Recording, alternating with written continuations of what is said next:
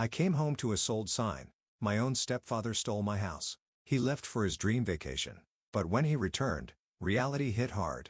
I'm not even sure where to start, but since this is Reddit, I'll keep it simple. I came back from a business trip today to find a sold sign on my front lawn. My stepfather smirked and told me I don't need a luxury home as he packed for his VIP European tour. But I let him board his flight, and when he returned, he had nowhere to go.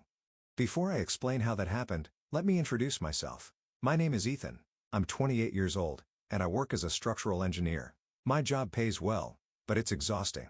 I spend more time on site than at home, traveling between projects. The one thing that kept me sane was my house, my own place, or so I thought. Because as of today, my house no longer belongs to me. You don't need a house like this, kid. I knew something was off the second I turned onto my street. I'd just gotten back from a 3-week business trip out of state. I was exhausted, running on 3 hours of airplane sleep, and just wanted to take a shower and crash on my couch. But as I pulled up to my house, I saw something that made my stomach drop. A bright red and white sold sign stuck into my front lawn.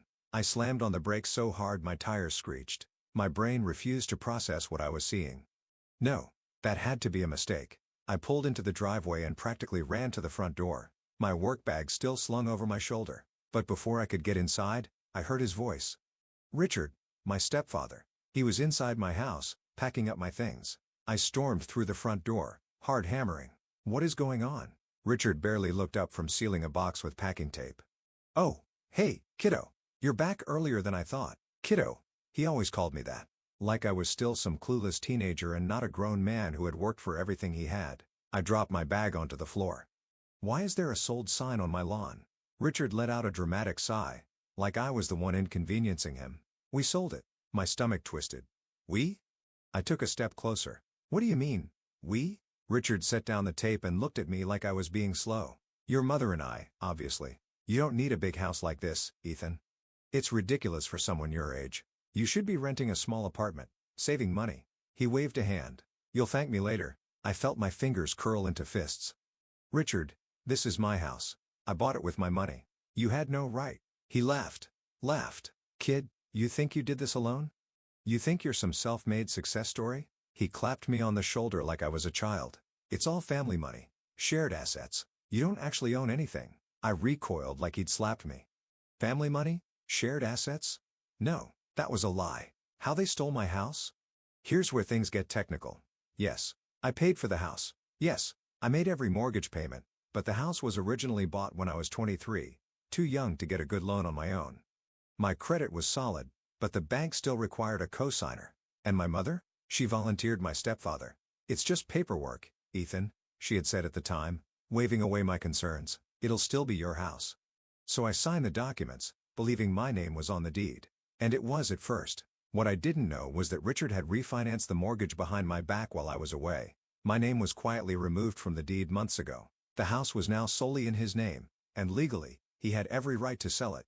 I felt sick. How my voice caught in my throat. Richard smirked. Oh, don't look so surprised. You signed the paperwork years ago. You should really read the fine print, kiddo. My hands were shaking. Where is Mom? Richard shrugged. Already in Italy. Needed a little break. I gritted my teeth. So you sold my house, took the money, and left me with what exactly? Oh, don't be so dramatic. He smirked, patting my cheek like I was a toddler. You're young. You'll figure it out. But I had a plan. Richard zipped up a sleek leather suitcase and slung it over his shoulder. Listen, I'd love to stay and chat, but I've got a flight to catch. 5-star hotels, private tours, the works, first class all the way. I just stared at him. He walked past me toward the front door. I'll bring you back a nice souvenir. Yeah? And then he was gone. I stood there, staring at the empty space where my furniture used to be. My home, my entire life, had just been stolen from me, and I couldn't do a single thing about it. Or at least, that's what Richard thought. I let him board his flight. I let him sip champagne at 30,000 feet, thinking he'd won. But when he landed back home 2 weeks later, he realized something. He had nowhere to go. So where was I? Oh, right. My house was gone. My stepfather was sipping champagne in first class, and I was standing in the ruins of my old life, trying to keep myself from punching a hole in the wall. But I wasn't going to lose my mind. I was going to get even. Ethan, you have to see the bigger picture. The first thing I did was call my mother. No answer. I called again straight to voicemail. By the third call, I was shaking with rage. Not just because she wasn't picking up, but because she already knew. She had known for weeks, maybe even months, and she hadn't warned me. I texted her, "Mom, call me now." 3 dots appeared. She was typing, then the message popped up. "Mom, I don't want to do this over the phone. We'll talk when I'm back." I stared at the screen. My jaw clenched so hard it hurt. She wanted to wait? After they had sold my house out from under me, I called again. This time, she picked up. "Ethan, I really don't appreciate the tone of your messages." Her voice was calm, detached, like I was the one overreacting. I gripped my phone so tightly my fingers ached. "You don't appreciate my tone?" I repeated, laughing bitterly. "Mom, are you out of your mind? You sold my house." She sighed, like I was being difficult. "Ethan, sweetheart, Richard and I talked about this, and we really think this is for the best." I nearly dropped the phone. "For the best? For who?" "For you," she insisted. "Honey, you have to admit, a house like that was just too much for you. It's expensive, big, a lot of responsibility. You work so much, you barely have time to enjoy it.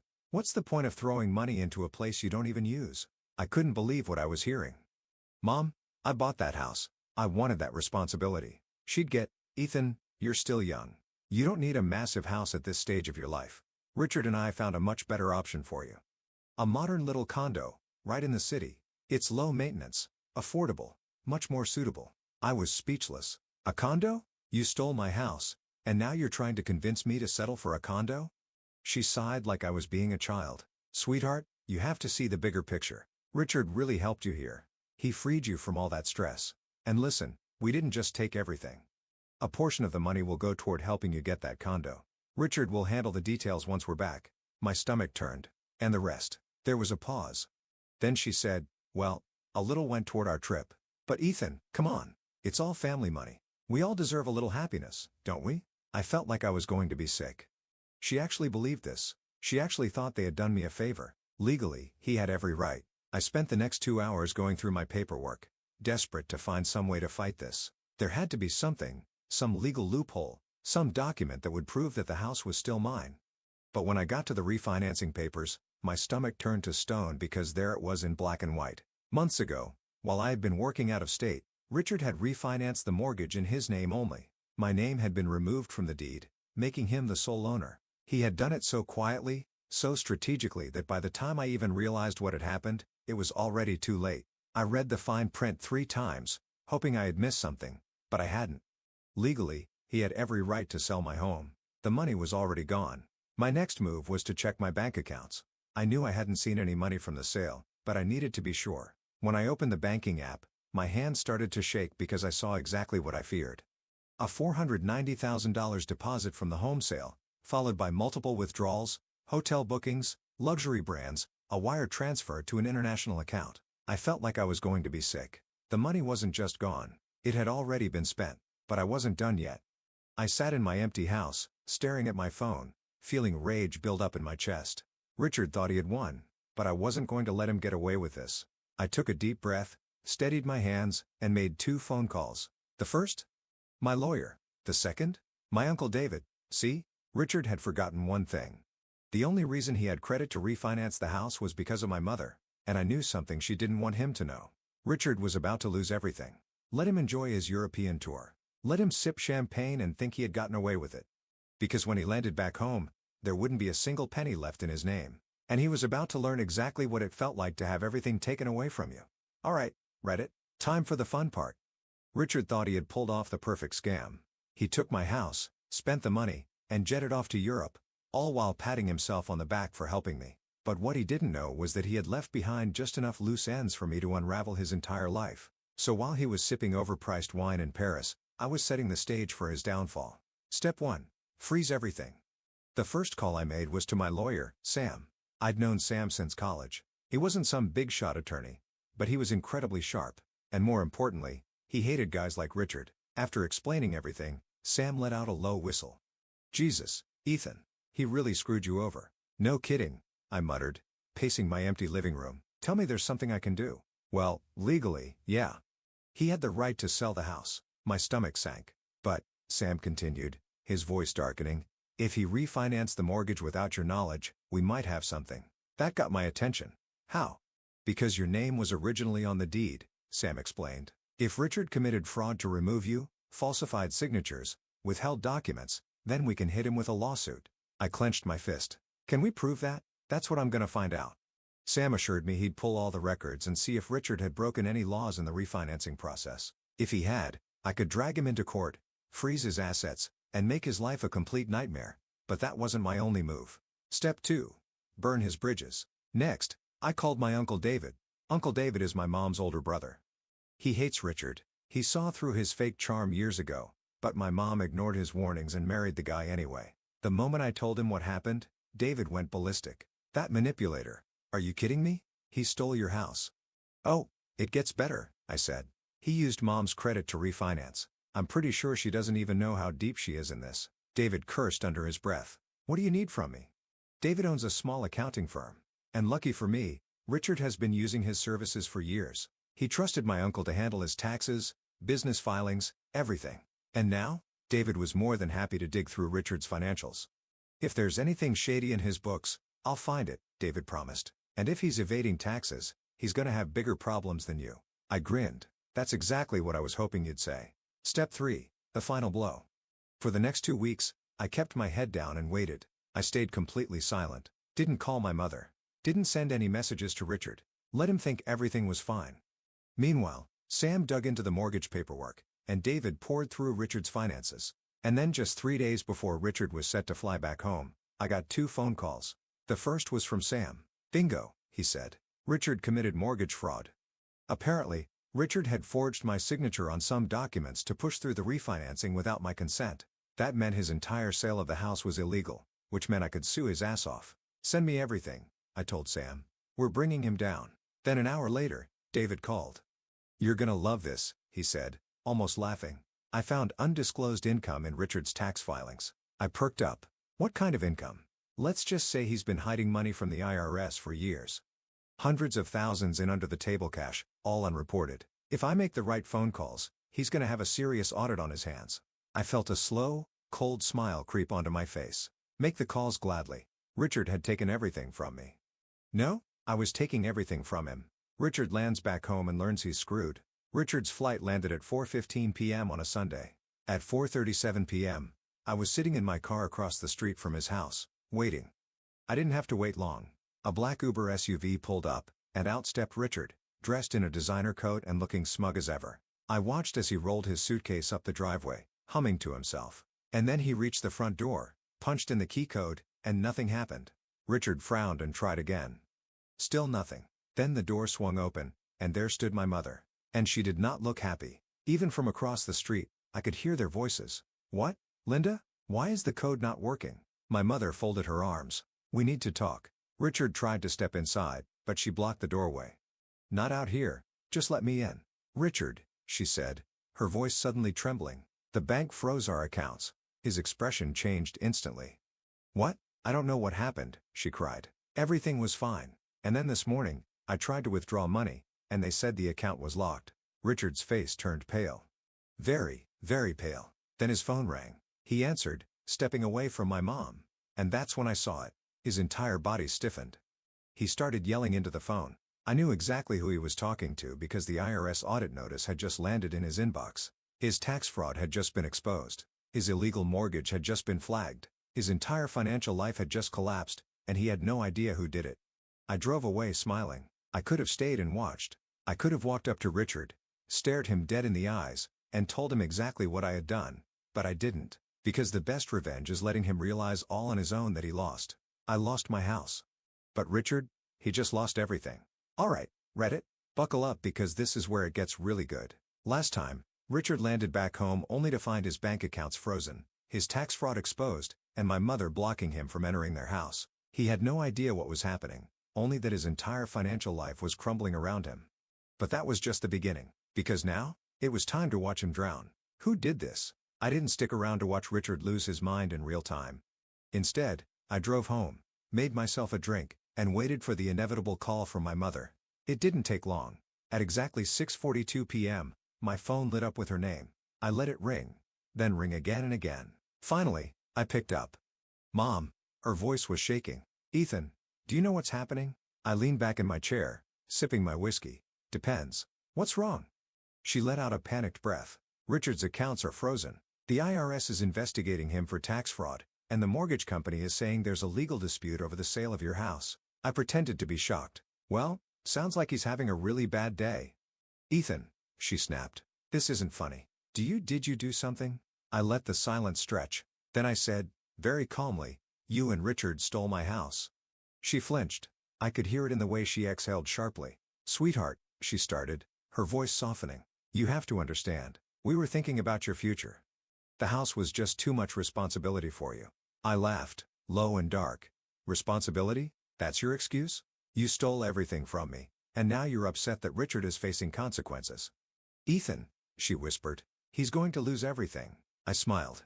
Good. There was a sharp intake of breath. You don't mean that. Oh, I do, I said. Because guess what, Mom? He's not the only one losing everything. Richard had nowhere to go. I found out what happened next from Uncle David, who had front row seats to the meltdown of the century. After hanging up on my mother, I texted David. Me. How bad is it? David. Bad. David. Richard tried to take money out of one of his business accounts. Frozen. David. Tried to call his tax guy. Found out the IRS is auditing him. Panicked. David. Then he tried to get into the house. And Mom. Me. What? David. Mom kicked him out. I sat up straight. Mom kicked him out? Me? You're kidding. David. Nope. She's freaking out. She doesn't want to get caught in his mess, so she locked him out and told him to fix his own problems. Me. Where is he now? David. No clue. But if I had to guess, he's sleeping in his car. I couldn't stop grinning. Richard had spent the last 10 years lording over me, treating me like some stupid kid who needed his guidance. And now he was homeless. Ethan, please, we need your help. A day passed, then another. On the third day, my phone rang again. Mom. I let it ring. Then ring again. Then, finally, I answered. Mom. Her voice was strained. Ethan, we need to talk. I set my drink down. About what? She hesitated. Then, Richard he's in trouble. He has nowhere to go. He's sleeping in a motel, but I laughed. Oh, no. Not a motel. How tragic. Ethan, she pleaded. Please, we need your help. I leaned forward. You need my help? You mean, the same child who wasn't ready for the responsibility of owning a house? The same guy you stole from. Sweetheart, where's the money, Mom? I cut her off. Where's the money from the house? Silence. Then quietly, it's gone. I closed my eyes, feeling a deep, satisfied burn in my chest. Of course, it was. They had spent it all. First-class flights, luxury hotels, shopping sprees in Paris and Rome. They had burned through nearly $500,000 in weeks, and now they had nothing. I took a slow breath. Let me get this straight. You stole my house, sold it, blew the money, and now that Richard is homeless, you expect me to fix it. Her voice cracked. We made a mistake. I smiled. Yes, you did. Then I hung up. Richard finally breaks. That should have been the end of it. But Richard? He wasn't done yet. That night, at exactly 11:47 p.m., I heard a knock on my door. I checked the peephole, and there he was. Richard. His usually slick-back hair was a mess. His suit was wrinkled. His eyes bloodshot. He looked like he hadn't slept in days. I opened the door just enough to lean against the frame. Richard. He let out a shaky breath. Ethan, No. I cut him off. Whatever you're about to ask, no. His jaw tightened.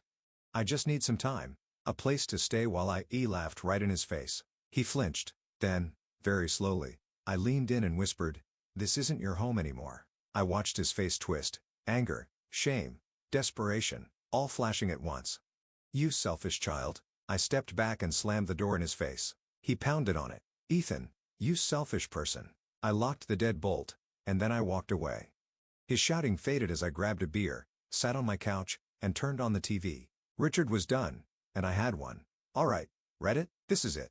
The final part. Richard had lost everything. His bank accounts, frozen. His tax fraud, exposed. His wife, locked him out. His reputation, destroyed.